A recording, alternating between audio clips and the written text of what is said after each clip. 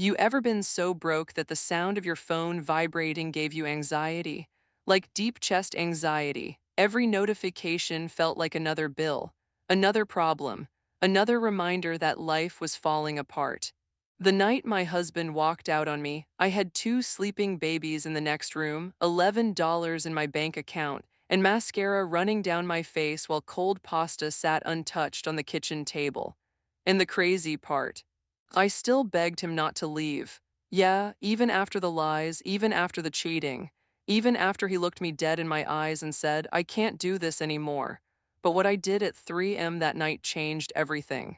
Because that was the moment I stopped waiting for someone to save me. And trust me, nobody could have imagined who I would become after that, not my landlord, not the people whispering behind my back, not even the man who abandoned me. My name is Ayla. And this is how I went from broke, abandoned, humiliated, and completely lost to financially free and powerful. At 29 years old, I thought I had a good life. Nothing fancy, but stable, a husband, two kids, movie nights on Fridays, pancakes on Sundays, little moments that made life feel safe. My husband Marcus worked construction while I stayed home with the kids because daycare cost more than rent.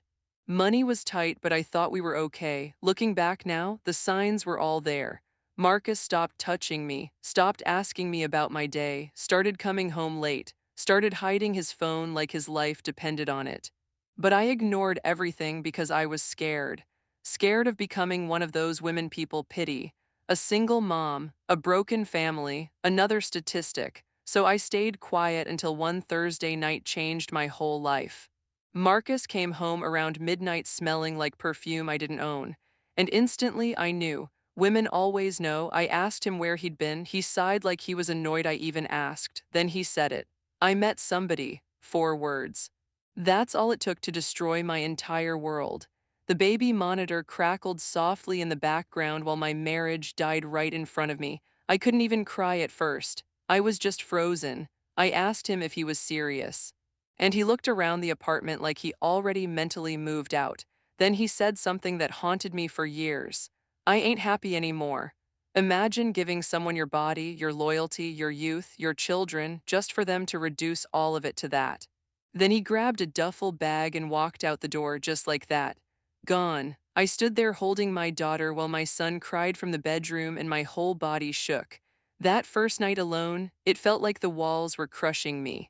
The apartment suddenly felt cold, too quiet, too empty. I kept checking my phone hoping he'd text me saying he made a mistake. Nothing came. At 3:17 in the morning, I opened my banking app. $11. That's when panic really hit me. Rent overdue. Electric bill due Friday. No job, no savings, and two tiny humans depending on me for everything.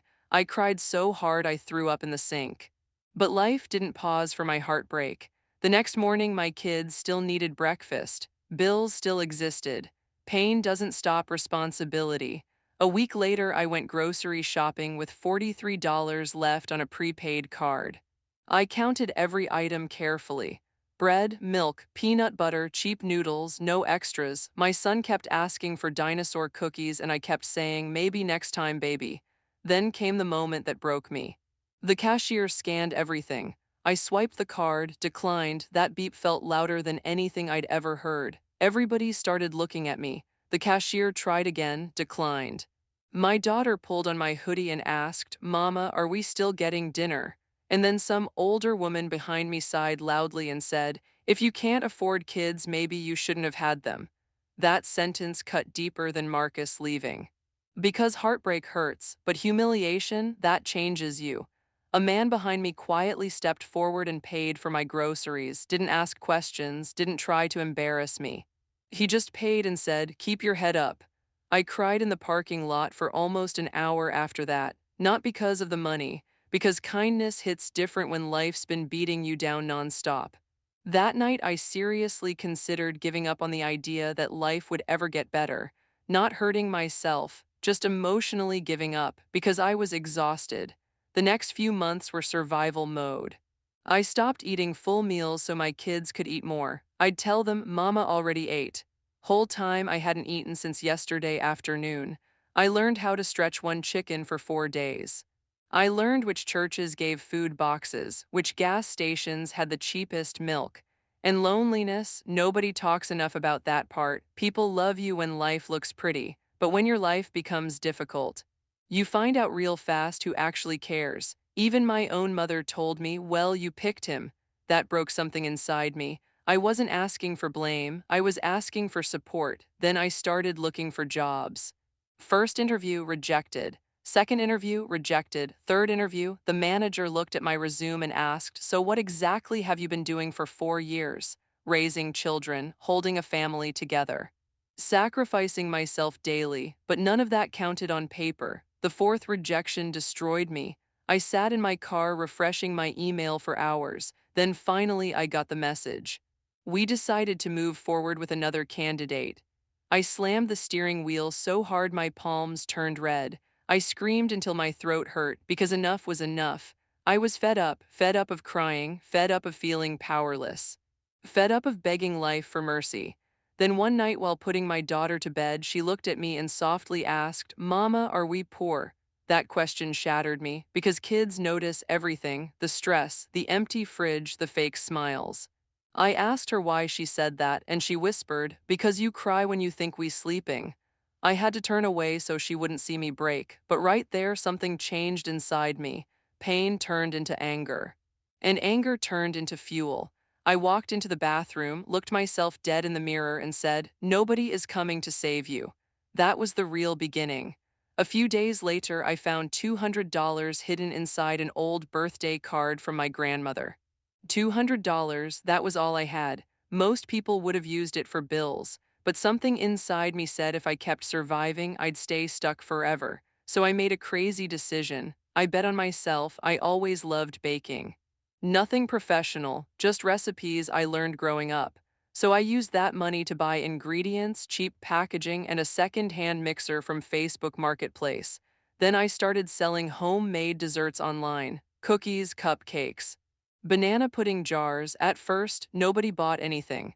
My first week I made $23. One girl even messaged me saying my cupcakes looked ghetto.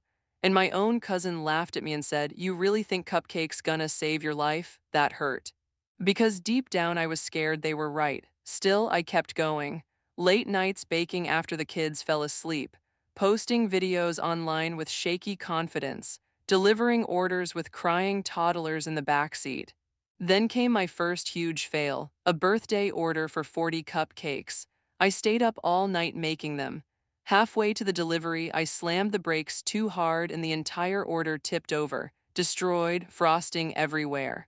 I pulled over and just stared at the mess. Then I started laughing like a crazy person because I was too exhausted to even cry. I refunded the client, lost money I didn't have, and that night I almost quit, almost.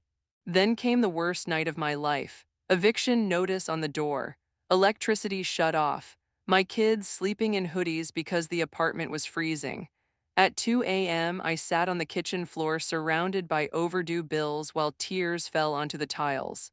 And then I saw it, a crumpled drawing taped to the fridge. Stick figures, little hearts everywhere. At the top it said, "My hero, Mama." I completely lost it. Because while I was sitting there feeling like a failure, my children saw a hero. Not broken, not weak, hero. I held that drawing against my chest and cried harder than I ever had before. But those tears were different. Something woke up inside me that night: focus. I stood up off that kitchen floor and made a promise to myself. No more waiting, no more pity, no more surviving. I went full grind mode. Every day became intentional. I watched business videos while washing dishes, learned marketing during nap times, practiced cake decorating until my fingers cramped. I barely slept. I stopped making excuses, and slowly small wins started happening. One video got 10,000 views, then another. A local influencer reposted my banana pudding jars, and suddenly orders started doubling, then tripling. For the first time in years, money started consistently hitting my account. Not millions, not overnight success, just progress. And progress changes people. I started carrying myself differently, talking differently, healing differently. My daughter even told me one day, "Mama smiles more now." The apartment still wasn't perfect, still small, Still messy sometimes, but it finally felt hopeful. Then something happened nobody saw coming. Marcus texted me after almost 2 years, not because he changed, because I changed. He saw my business online. Saw me glowing without him. Funny how some people only notice your value once the world notices it too. He texted, proud of you. I stared at that message for 10 straight minutes. Old me would have melted, but this version of me. Different woman, I replied, thank you, hope you're doing well. That's it, no begging, no anger, no revenge. Healing gets real quiet sometimes. Meanwhile, my business kept growing. I moved out of my tiny kitchen and rented a small commercial space. Nothing fancy, but it was mine. The first time I unlocked that door, I cried again. Different tears this time, victory tears. My kids ran through the empty kitchen laughing while I stood there remembering the woman who once cried over $11. Then came the moment that changed everything. A celebrity reposted my dessert page. Within 24 hours, I made more money than Marcus used to make in a month. Orders exploded overnight. Interviews started coming in. Brands reached out. And the craziest part, the same cousin who laughed at me called asking if I could help her start a business too. Now listen, I had every reason to be petty, every reason to say, figure it out yourself. But I didn't, I helped her. Because powerful people don't need revenge to feel validated. That's real growth. Years later, I bought my first house at 34 years old. A beautiful kitchen, a backyard for my kids, a safe neighborhood. The first night there, my daughter walked into my room and whispered, "We made it, Mama." That line still destroys me every time I think about it, because we really did make it, not just financially, emotionally too. Today, I help other single mothers build online businesses.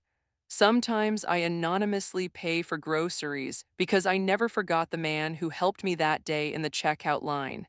Because I remember exactly what it feels like to think your life is over.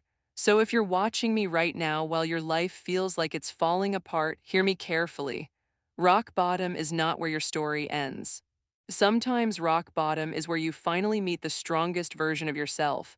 The version that stops begging, stops shrinking, stops doubting, the version that says bet, the version that gets focused, relentless, hungry.